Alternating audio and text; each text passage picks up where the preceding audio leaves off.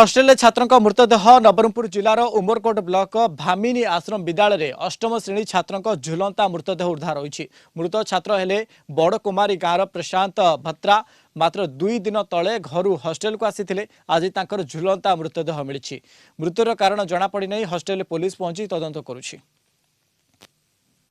सोमवार दिन जोर होतिला आज्ञा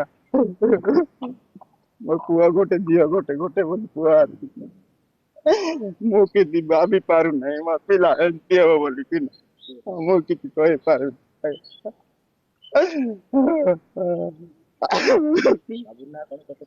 अष्टम श्रेणी रे जाय नहीं तिला भाबनी आज्ञा आगरू आदर्शन पडुतिला सोमवार दिन छाड़ी देती मुझे बापा माँ सहित भितर कौन है कौन ना जान नहीं मदर गोटे सुइसाइड कर जहाँ टे कहला मुझे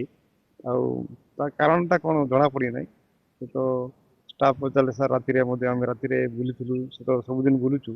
बुलवा समय से ठीक था बुलिक गला 12टा पर से सुइसाइड करते